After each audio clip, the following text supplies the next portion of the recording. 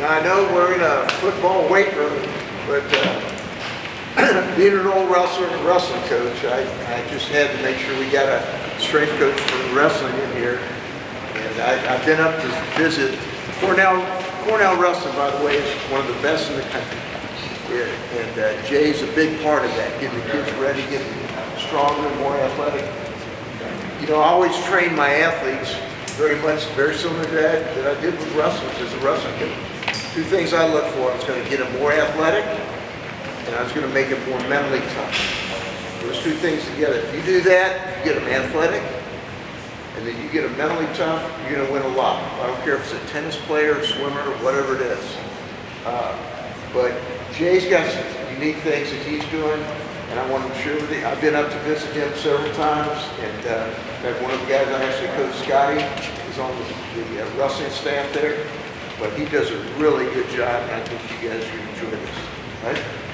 Thanks, Ethan, and thanks to Ethan and Mondo, Nico, the whole Cincinnati staff for hosting this clinic, inviting me to be here.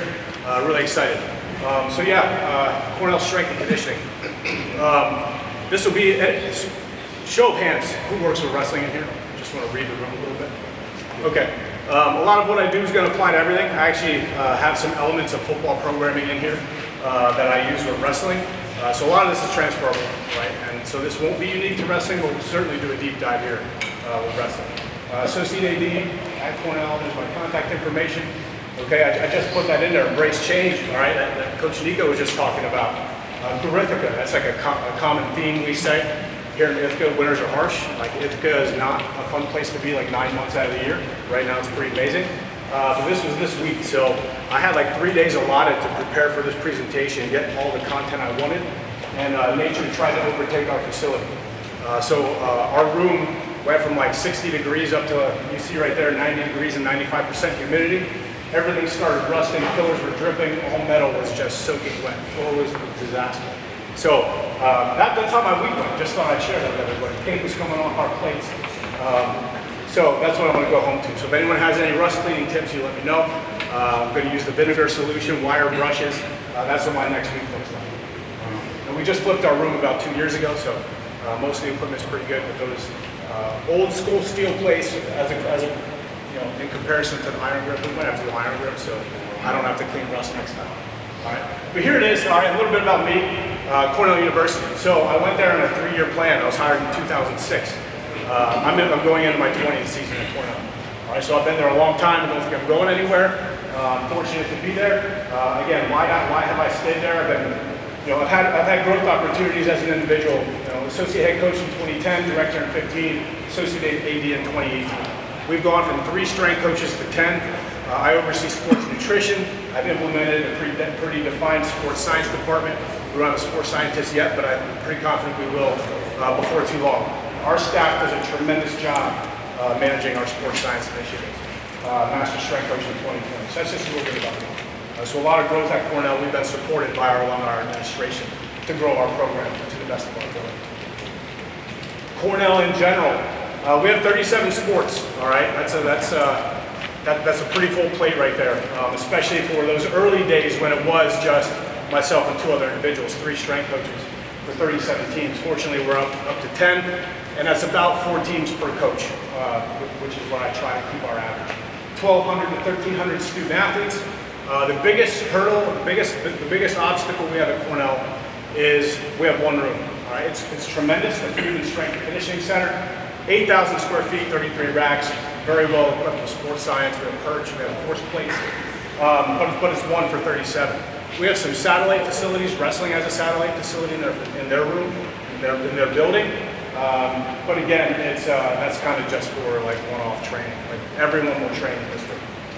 Fueling station, we've been able to implement a fueling station the last couple of years. Something that's unique to the Ivy League, we have 6 hours, all right? But apparently the academic rigor is pretty high at Cornell. I don't have a Cornell degree, so I can't speak on that specifically. But the NCAA 8, the Ivy League constrains us a little further to 6 hours.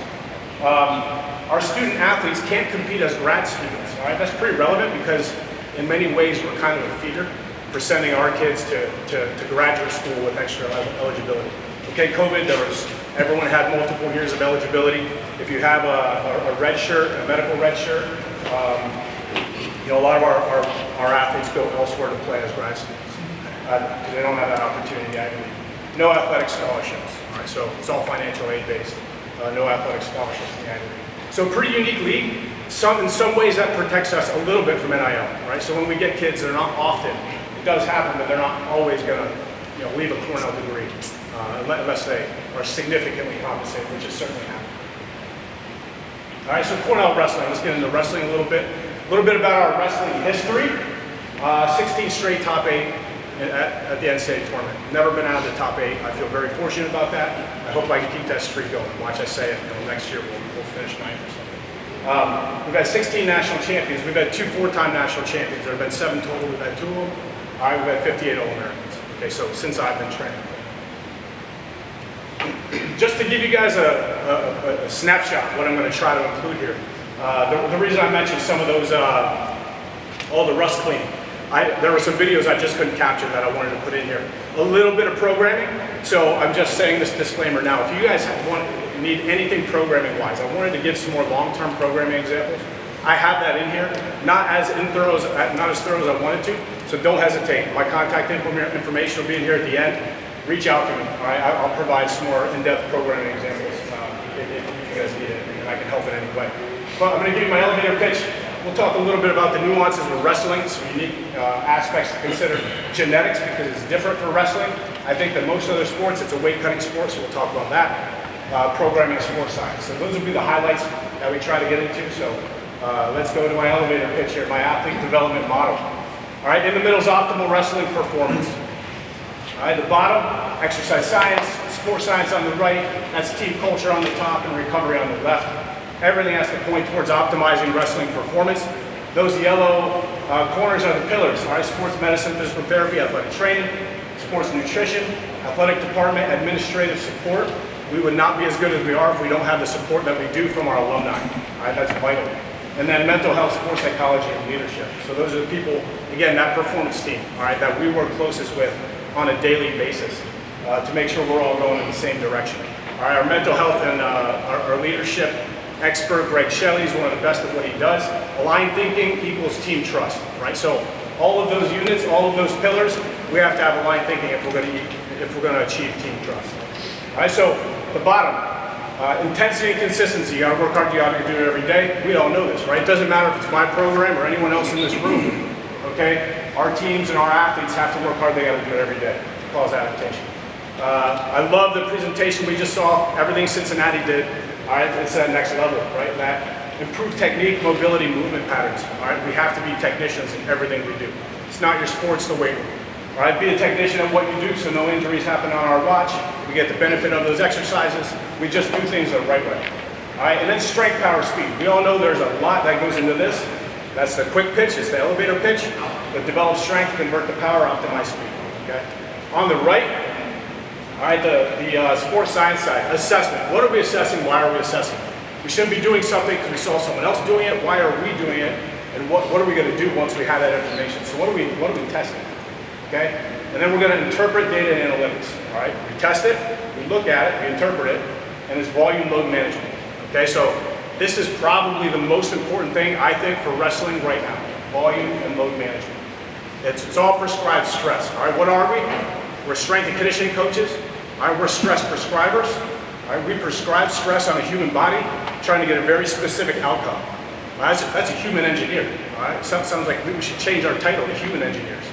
Okay? Sounds fancier than strength coaches. But any of us know, all right, if you're talking to someone that doesn't have an exercise science degree, doesn't have a background in what we do, they think it's just weightlifting in many cases, right? Yeah, you lift weights, that's all we do. All right? No, we're human engineers, right? We are prescribing stress on the human body, trying to get a very specific outcome. All right, so volume and load management is vital, and we'll talk a little bit more specific to wrestling as we go with that. And then program manipulation, you got to change something. All right, in some cases that's in here in the weight room. In other cases, it's the practice plan. You got to change the practice plan. So that takes building great relationships and collaborating with sport coaches. All right, top. Team culture, again, you can change this team to team, right? And even my own teams, as soon as the seniors are out and new freshmen come in, this top part might change. But individual accountability to clearly define team standards, right? So again, in the weight room before warming up, we're going to start behind the line. We're going to finish through the line. All those little things have to be automatic, so we don't have to worry about the team culture stuff. Okay, communication. I want to over-communicate, right? So if someone's going to be late, they're going to let me know in advance. They're not going to tell me why they were late when they arrived, or any example you want to look at. But I want to be there. I want to be a resource. I want to be available, all right, to my student athletes and our teams. All right, so communication, we have to have a solid foundation there. Attention to detail, do the little things right all the time. Execution, they have to do it. And self-reflection, something's not going well, something's not getting done. Why isn't it getting done? Don't just let that habit continue. Address and reflect on it. All right, try to get the athlete to understand it. All right, and just change the behavior. Okay, and again, you know, that can change. Very fluid on that top part. And then recovery. We can break our athletes down all we want, right? You know, all that stress prescription that we do, we can break them down if we're not building up. And ultimately, this is where I see, you know, freshmen, right? Freshmen come into the program, they've been at home with mom and dad, the full plate magically appears on the table every night, and they eat these calories that just show up. They don't have to do the grocery shopping, the cooking, the planning, the thinking about it. All of a sudden, freshmen, they have to own it. Okay, we do everything we can. We have a fueling station. Different teams have you know, wrestling. You know, again, it's a weight cutting sport, so they don't have a complete green light. But we'll get them any supplementation products that we need. You know, we'll do electrolytes. You know, for after weigh-ins. We have plenty of sport nutrition protocols. But again, sleep, nutrition, hydration, recovery, they have to own it as an individual. So a lot of this is us, like the strength training plan. As long as they go about it the right way, we're providing that path. Okay, we'll give them the path nutritionally and from a recovery standpoint, but ultimately they have to take a little more ownership there. All right, so you know, especially with wrestling as a weight cutting sport, that left side is vital. This is just, you know, kind of a notes thing here. So wrestling practice. All right, if you've never been a wrestler, you haven't gone through a high-level wrestling practice, whatever you have in your mind, it's exponentially harder. It's exponentially harder. It's probably one of the hardest things you can ever do, right? So think about what it is. You're contracting almost at all times, right? You know, in some positions, if you're on the mat wrestling, all right, there's a constant contraction there. Eccentric, isometric, concentric, whatever it is. Now do that while conditioning, right? Just squeeze everything and then try to condition while doing that, right? That's essentially what wrestling is. All right, so you know, heart rate, blood pressure, they spike, they're really high. Like if you look at it as from like a RPE perspective, right? What one athlete will say a practice was is not what the next athlete's going to say it was, right? Like, are you getting destroyed that whole practice, or are you just like taking the guy down, letting him up? You know, what's your ability level? So the practice, you can't even quantify a wrestling practice, right? And there's no great device. There's no great IMA device like Catapult where you can say, yep, that's what this wrestling practice was. Even Whoop, not great. Anything like that, you just can't quantify a wrestling practice. You know, across the board for 40 individuals, let alone even one, it's very challenging. So you have to understand the practice plan. On that last slide, or on my elevator pitch, I talked about volume and load. All right, so that's why this is so important. Understanding the practice plan. All right, what is the intent? Is this supposed to be a light day, a medium day, a hard day?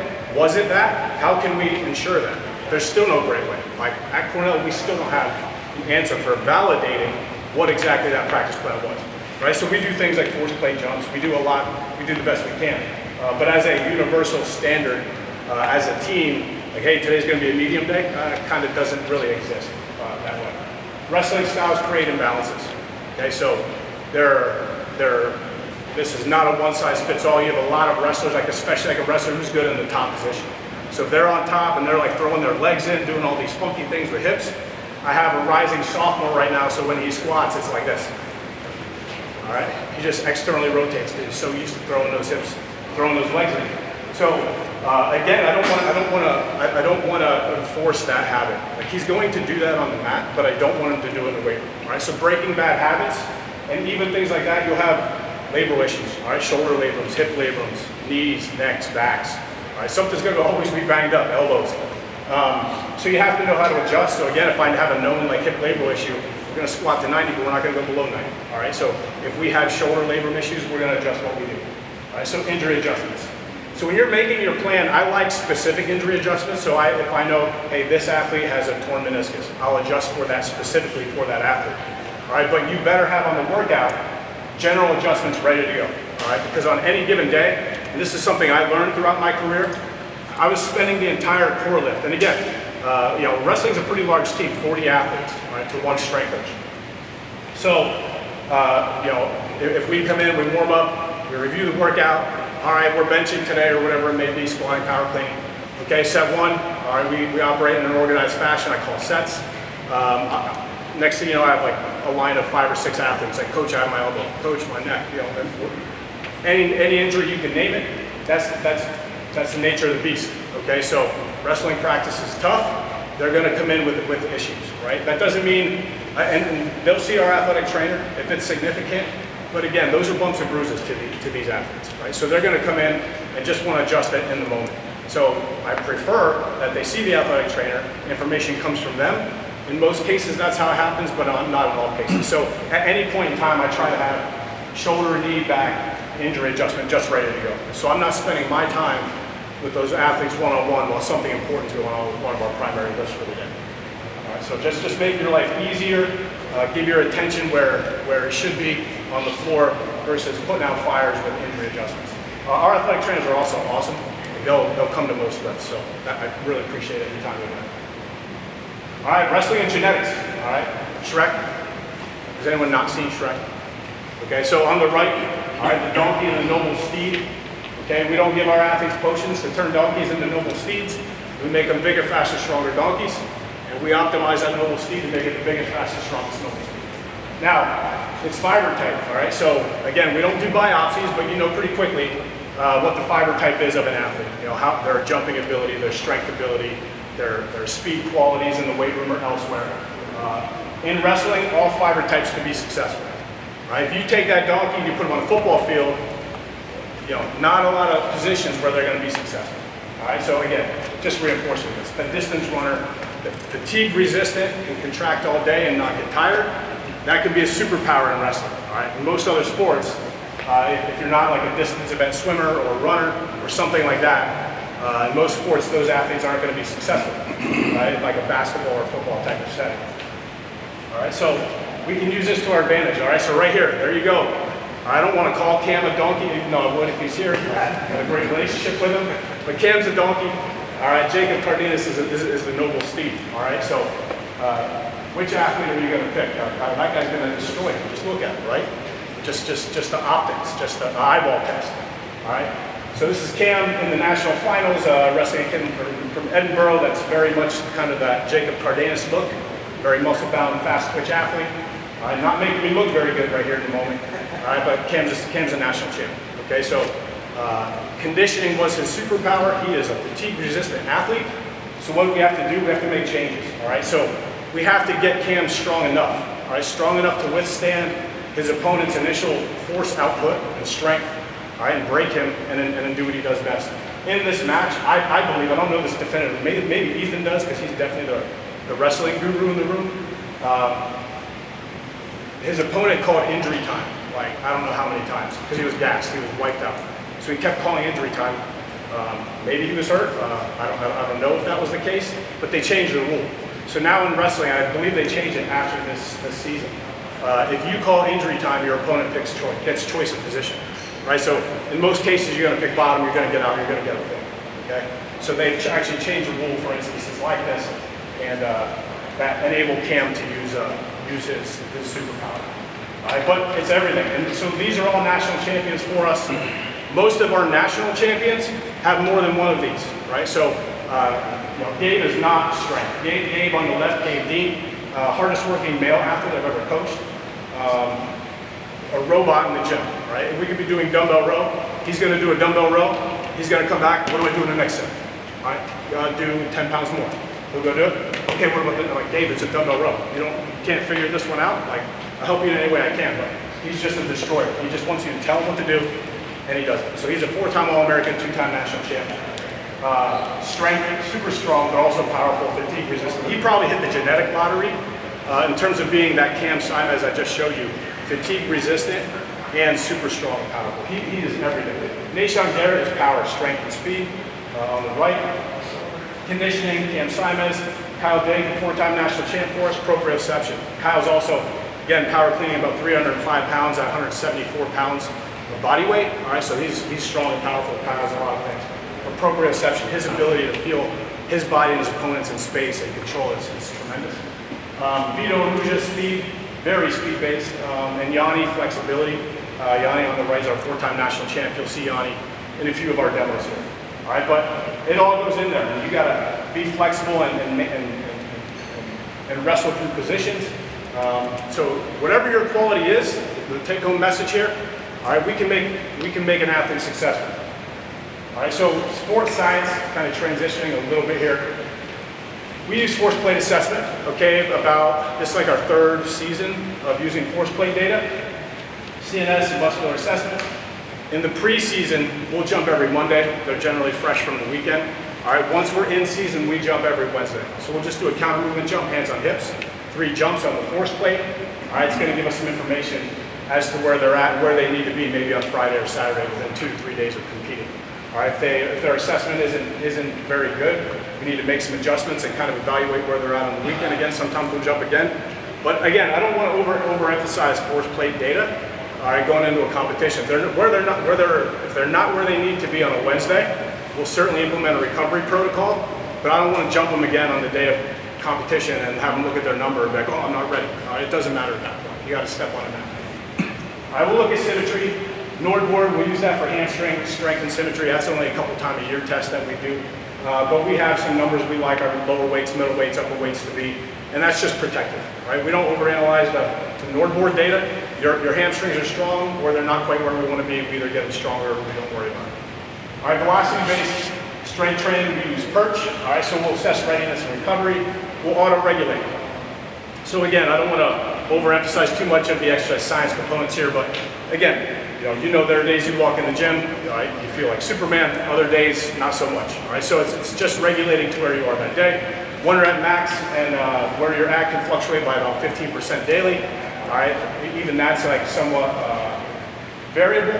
All right, but we're just auto-regulating, all right, for the most part with our force plate. Also, when we get into programming, I'll talk more about this. All right, we have, once everything is good, we're looking for the return on our investment. And if it is an athlete is strong but not powerful, all right, we just have great tools to track making gains in power and speed. All right, so that's the way we use our perch. Force velocity profiling. All right, so again, if you look at force velocity curves profiles, wrestling is a horizontal sport. All right, so basketball is vertical, wrestling is horizontal. All right, it requires a little more speed-based emphasis than strength and power. All right, for a horizontal force velocity profile. So again, like just breaking it down a little bit, like a penetration step. It's highly unilateral. All right, and it goes heel, toe, knee. All right, as a shoe. All right, so we just have to, we want to make sure our force velocity profile follows a horizontal progression versus a vertical progression. And our in-body, we use an in-body for body composition and weight management. And we'll talk about that right now. Okay, so we use an in-body. You can look at different things. The in-bodies, there have been some tests that show like in-body, DEXA scan, bod pod, they're all statistically pretty close to each other. DEXA scan is probably the gold standard. All right, but weight cutting. Okay, so if you work with wrestling, don't think of absolute numbers, right? So don't think an 8-pound cut is okay, right? Because when you deal with someone who's 125 pounds, and I have it up to 197, generally our heavyweights don't cut weight. I hope someday I have a lean heavyweight that maybe has to cut weight. That athlete would be fun to train. But 125 up to about 200 pounds, okay? So that percentage of body mass is gonna change. So an 8-pound cut for a 125 pounder is not going to be the same as a 197 pounder. So get away from absolute numbers, because they'll throw that out. Like athletes are like, yeah, I'm good cutting 8, I'm good cutting 10, I'm good cutting 12. Okay, but percent of body weight, I like 5%. Okay, and I'm not the expert here. I will certainly lend my guidance to coaches and athletes. All right, but they're going to have to own this, for the most part. I'm a key contributor. I do the in-body scans. I provide them with the data. I help them out, but ultimately, they're gonna, some athletes, that's not enough. Like the way they're wired with wrestling, they want to be bigger and have a bigger cut. Other athletes don't want to cut anyway. So it's definitely an individual, scenario that we have to manage. that we will certainly, we have to do a deeper dive with some athletes. Some athletes that want that big weight cut, but we know it's impacting their performance. All right, we got to make some changes there. But 5% is pretty safe. That's roughly 6.5 pounds for a 125 pounder, about 10 pounds for a 197 pounder. I don't really like to go above that. That's where I feel pretty comfortable as our strength coach making recommendations. Body fat percentage. So again, this is with an in-body, not with calipers, right? Even our wrestlers, when our freshmen, when they come in, when we have to put them on, when I put them on the in-body, they hear 8, 9, 10%. Sometimes they're 11, 12% on an in-body. That's not a bad number. All right, they think it's terrible. They think they should be 3, 4, 5% because that's what a caliper, measured them at. So this is on the in-body. I like our athletes around 8 to 9% or higher. Right? It just gets away from any like hormonal issues. Like if you go below that, it's going to be hard to cope with. Right? Too many variables are thrown off nutritionally, physiologically, and it's just hard for our athletes to cope with. Okay, so the vault force deck. Again, we're assessing recovery, readiness, performance tracking, injury prevention. We do use our force plates to drive our decision making quite a bit at this point in time. And again, we do a jump every Wednesday. We stick with the counter movement. Wrestlers are not good jumpers. All right, they're not good jumpers and they're not good sprinters. I'm actually going to talk quite a bit about both those things today. All right, so they're not good jumpers and they're not good sprinters. So you have to normalize those things. All right, so you have to jump them regularly. So we jump weekly. I don't want them to lose intent. So I don't want to jump any more than that. All right, but I want them to get good at it. So we're pretty good counter movement jumpers after a few weeks of it. Our upperclassmen are all really good at it, but our freshmen, I should record those jumps and have like a comic reel here at the end. All right, watching wrestlers jump. All right. But again, so this is leading into a competition. This is our force plate data. This is concentric peak force. I look at a couple variables. This is how hard they push on the way up. Okay, so this was leading into a competition. That's our last jump prior to the competition. The dotted line is the average. So as you see, all right, we're hitting our peak. We're pulling back. That's exactly how we use the force plates. Those last 2 beats. That's how we want to use them. We want to make sure that our practice prescriptions, my strength training plan, everything we're doing allows that athlete to rebound and be at their best going into a competition. All right, so this is one of our athletes right here from the competitions. All right, and then this is RSI modified. So RSI mod, it's jump height divided by the time it takes that athlete to jump. So time to take off. And you see right here again, ebbs and flows. All right, but our plan going into competition is working. All right, that athlete's hitting their highest number the last jump prior to the competition. So how do we use our force plates? Validation. All right, validating that our practice plan, our programming is working for us. All right, and we're going to get into force-based periodization right now. So I sprint our athlete, I sprint our wrestlers, and I jump our wrestlers.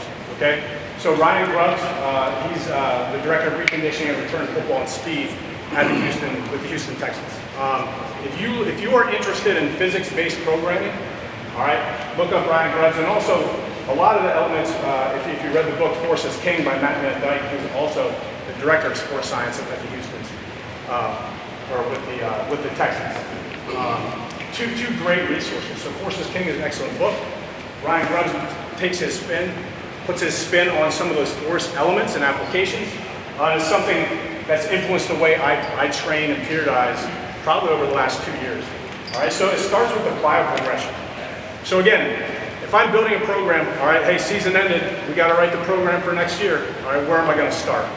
All right, strength training early in the off season, I might build my strength plan and throw my plyos on top of that, throw my conditioning, whatever else it may be. If it's getting close to the season, I might write that conditioning prescription, where we start, where we end. If it's any other sport, building in our speed, agility, conditioning. But this is basically, he starts with build your plyo progression. And what qualities are you trying to achieve with your plyo progression? Build everything around that. So it's a lot of things I was already doing. A lot of the exercises that are going to be in here are not mind-blowing, right? Like we have a box jump demonstration in here, right? I think you've all seen a box jump.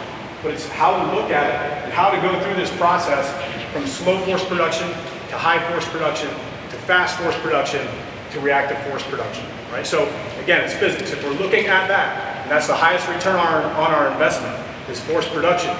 Okay, this is a great way to look at it.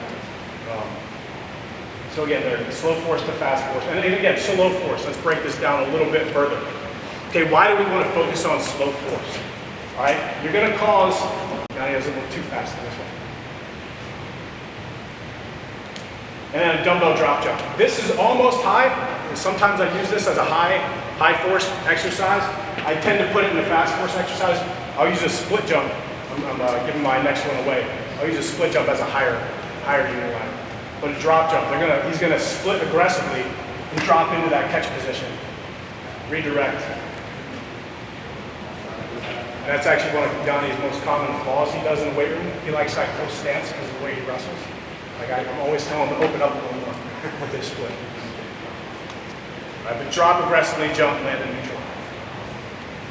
All right, so high force plyos, all right, like depth drops. All right, you're gonna step off a box, you're gonna absorb, you're gonna redirect quickly.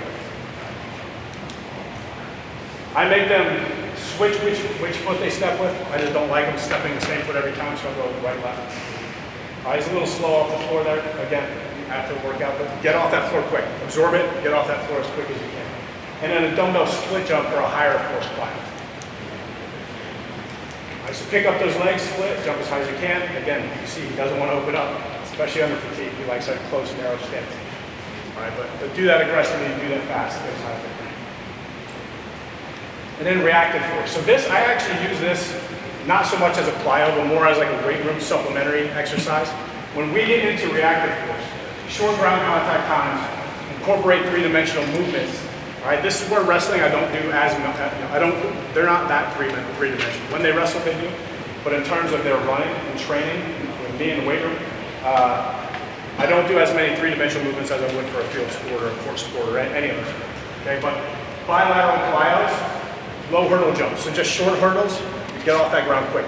Move as fast as you can. Lateral, all right, just to move three-dimensional. Tuck jumps, so I like high hurdles here. Jump over the hurdle, tuck, get off that ground as quick as you can. All right, and then unilateral plyos, I pretty much use basically linear speed training here. I like bounding. If we're doing unilateral plyos, I'm trying to just get off that ground as quick as I can. We'll do bounding, we'll do 45-degree skater hops, we'll do lateral. Lateral, they get stuck in the mud a little bit, so it's not as fast as I would like. That's why I don't do a ton of those, but I do all those things. I like all those things for reactive force. Changing direction three-dimensionally. And then, so this Kaiser squat jump is something I like. So we use body weight to 50% of squat max on this as a starting point. We'll go up from there if the athlete can handle the load. All right, but they're gonna drop. They're gonna pick their legs up, drop, and then jump off the platform. Pick up, drop, redirect as fast as you possibly can. All right, so that's our reactive force. Okay, so again, just showing how we put some of this together. This is where, again, I'm trying to put as much out here as I can. This is where I kind of ran out of time with my humidity issues this week, so we can talk through this in any way. But number one, that phase one, that slow force development. All right, with our plyos, we're going seated, weighted, or unweighted. So the weighted, maybe. We're not always going to go weighted with those exercises. Generally, I'll do them twice a week before in the off season. Like in the summer, right now, we're training 4 days a week. If I'm doing seated box jump, one day it's unweighted, one day it's weighted. Okay, and we'll do those. So generally, our split would be in the summer right now on our upper body days. We'll do our running and jumping. So Monday, be a bench press day, running and jumping. Tuesday, more lower body and pulling. We'll still have some plyos in there. But the running and jumping happens on our upper body weight. All right, so squat jumps, medium, high, box, power, step-ups. With our movement skills, and this is where I said I will sprint our wrestlers. Now again, this is linear speed. This is horizontal power. Really, if I'm looking at the needs analysis for a wrestler, it's horizontal power. Okay, it's a horizontal sport. That's where I want our power to be, not as much vertical. Of course, we want both. Okay, but I certainly want them to have horizontal power, so we'll do sprint training. Not conditioning. All right, linear speed training, like max effort, 6 to 12 reps, as hard as we can do, all right, on an average day. So we'll do short hill sprints, okay? Again, just think about what that is in a slow force development phase. You're going up an incline, you're gonna strike, you're gonna spend more time on the ground, okay? That's a slow force development exercise I would add in. Short, heavy loaded sprints, sleds and prowlers, we'll do those, okay, during this phase. All right, so prowlers, again, we do a lot of GPP in the preseason. All right, so there are more torture devices then, making sure they're getting ready for wrestling practice right around the corner. But here, those loads are heavy, but not like we would on a grind GPP day. They're heavy and linear speed-based loads. All right, and then strength training. We're going to use like 3 to 5 second eccentrics, usually on a split squat is where I would do those. I'll do some upper body work too with eccentrics, but you know, if we're looking at lower body training, we're going to go 3 to 5 seconds on a split squat. Split squat, rear foot elevated, you know, wherever your cup of tea is. I do like variety. I might have some athletes on a barbell, I might have some athletes on a dumbbell, okay? So, and then load progressions. All right, we're training hard, we're training heavy. All right, so that's strength phase. All right, and then fast force development. All right, box jumps, counter movement jumps, anything where they're moving fast, getting down, getting up. Okay, weighted and unweighted. Linear speed progression, so this is simply for hamstring strength and power also.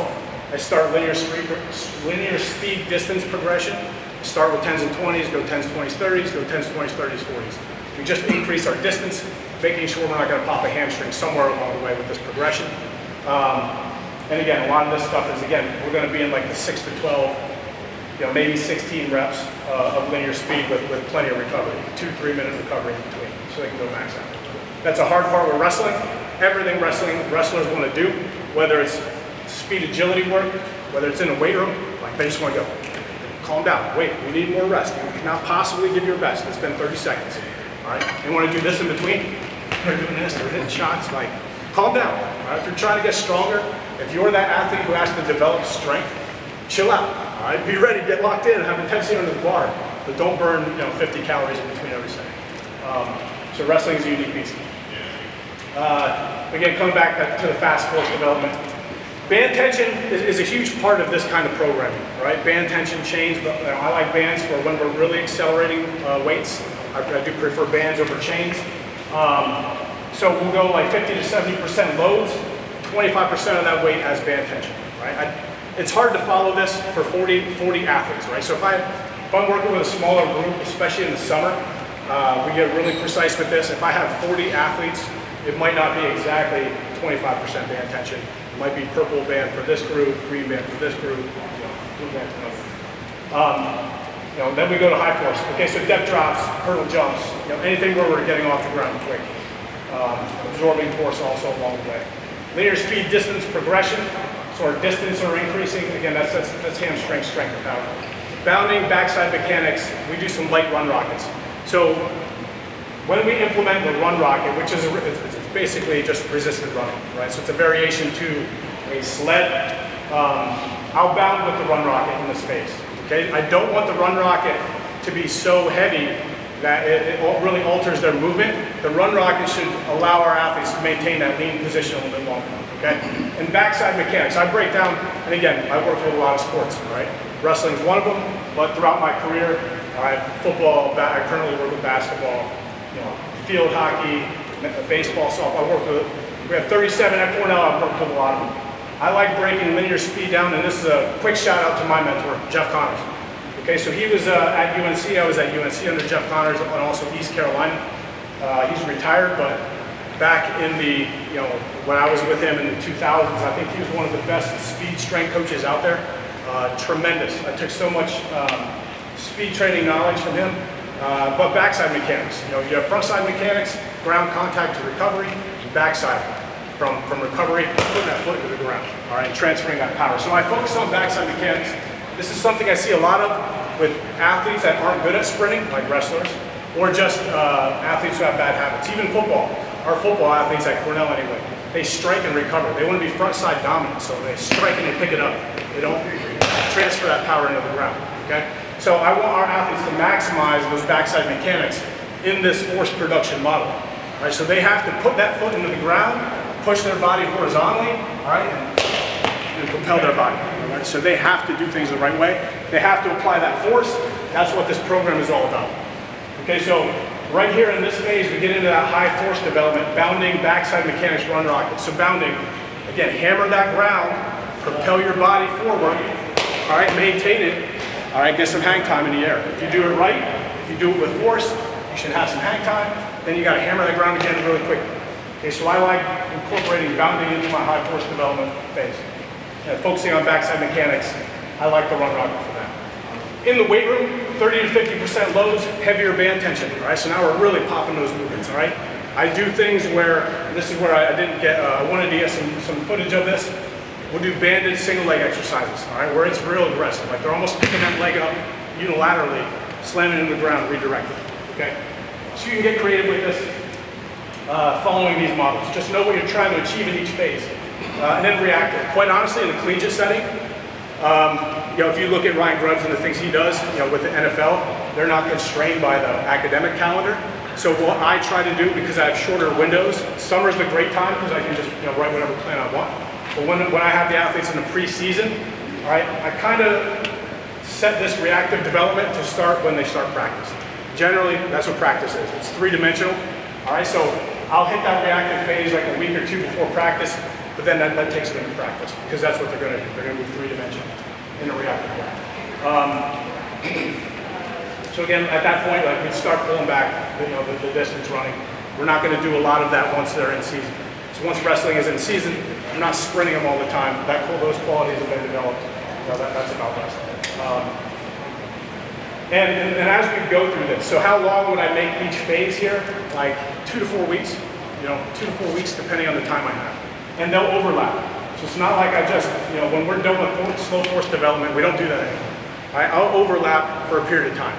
So if we I mentioned we jump on our upper body days. We jump and sprint on our upper body days generally. Right? I might go that first week of fast force, we might go, I'll often keep like seated box jumps unweighted in there one day, and then the normal counter movement jump. Right? So we're overlapping a little bit, so I can still pull.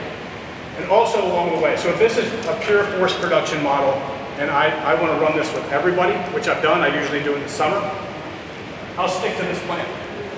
But in many cases, this is very common where I won't necessarily stick to the strength training plan for some athletes, right? Some athletes, they're not developed. I have to continue developing them, so we're just going to do more of a traditional squat progression, right? Might run 5-3-1 for 8 weeks or whatever it may be, and any cycle I want. But it might not be, we're following this band tension model, you know, throughout that whole process. So you got to just adjust that aspect of it, the strength training aspect, based on the athletes. So this is a pre-season training split, so I kind of talked about mostly the off-season now. This is like walking through days. I try to make it like so you can see the day. You can also see like our highlights going horizontal. Okay, so again on Monday, actually I did forget. Yeah, Monday pre-season before we start practice, we jump. We do our force split jumping. Once we go in season, that turns to Wednesday. All right, we'll still do some linear speed progressions and horizontal power. We bench, horizontal pull, shrug variation, rotator cuff deltoid. And real quick, like pulling out the shoulders. Let's just talk about shoulders for a second. All right, wrestlers' shoulders, they take a beating.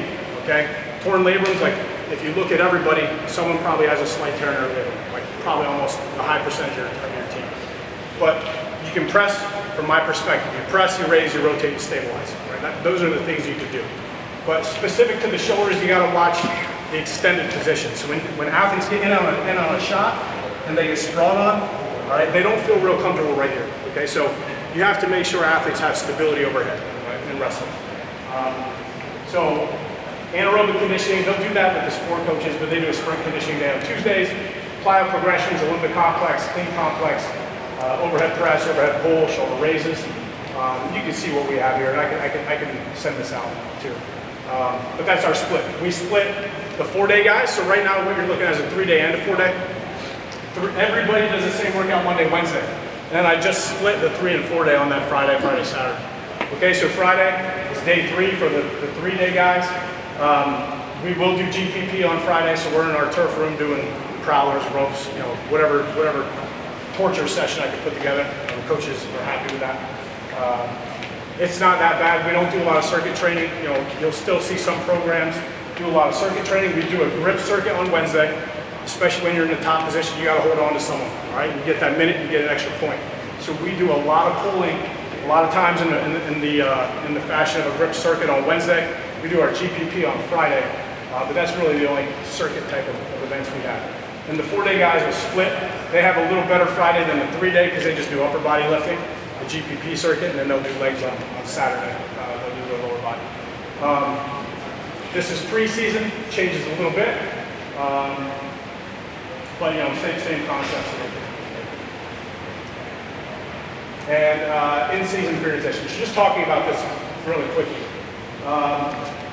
Weight limit programming. You're going to have athletes that have to make weight, right? And their body might be physically too big to make weight. So you have to make some adjustments. So what do? I'll take them to 2 days a week. All right, heavy loads. We don't get away from squatting heavy, benching heavy, cleaning heavy. All right, we just very intentional. I warm them up to get to a heavy load, and we call it. All right, so kind of minimal effective dose. All right, 5 sets of 2, for example, on squat. So we're not afraid to go heavy with those athletes. We just got to watch our volume. They will go more plyo-based and Olympic lifting based. All right. And then power development. So if you have those athletes who are strong, but not fast, we'll go 2, or maybe we add a 3rd day a week. In season, we increase our Olympics and our plyos. We do more band and chain work as opposed to the normal program. Strength development, we add extra days. Heavy loads, eccentrics, we still got to get them where they need to be in season. Sometimes these are athletes that are competing. All right, they're competing. We got to have them ready to perform. Others, they're developmental, where we can train a little harder. Right, and then I wasn't sure how long I was going to take. I think Ethan gave me the 5-minute warning, so I think I hit my time. But this is just basically if we had time at the end, which I did want, to just talk about anything wrestling related. So volume load management, injuries, motivation. So that's the last thing I'll talk about. When you have a wrestling team, in the preseason, it's pretty strict. We're pretty locked in the way we do things. In season, it has to come from you, but you cannot be afraid to deviate. So if you have a plan in place and they come in wrecked, right? I think as strength coaches, we're all pretty adaptable. But it has to come from you. Don't let them deviate the plan. Make sure you're the one deviating the prescription, all right? To just keep that buy-in. So again, I think wrestling, they have the hardest practice of any sport from my perspective that I've seen. They come in beat up. You gotta have plan B ready to go in the back of your mind. You can't always stick to plan A. But make sure the deviation comes from you, telling them, hey, we're going to change X, Y, and Z, and this is why we're going to do it. It shows that you're trying to do the right thing, for their bodies, for their performance. But it is like when you have a group of 40 athletes and 10 starters and 30 backups, like the dynamic is unique. They have to love coming in the weight room, right? If they love coming in the weight room, you're going to have buy-in. All right, so that's what I try to create at Cornell. And it makes the job a lot easier, but it's not as easy with wrestling as it is, some other sports, just because of the variation. And that's really it. Here's my contact information, and if we have any time, happy to take some questions. Question. I see in your program, you mentioned that wrestling is a horizontal sport, not a vertical sport, but you also use a lot of vertical training. Your cleans, your limit lifts, your squats, and your jumps on your jumps. So obviously you see the transfer, which kind of goes along with what I think we all agree is you're making it more athletic. Yeah, you're basically making a wrestler more athletic by doing a lot of athletic things. Yeah, that's why you shouldn't neglect linear speed and power development. Because again, that horizontal curve is more speed-based than strength-based. Why not throw linear power movements in? So we treat them like athletes with their linear speed. Now, when I'm doing, it's kind of funny because right now in the summer, if I have the wrestlers in there sprinting, like another team walks in, like you see some strong athletes that get really uncomfortable, like they don't want anyone to watch them sprint, right? Because they know it doesn't always look pretty. But it's a great quality of training. You have the variety in the type of athlete, like the Decomitas, or one is very flexible, you have another one's very strong, another one is a donkey, whatever.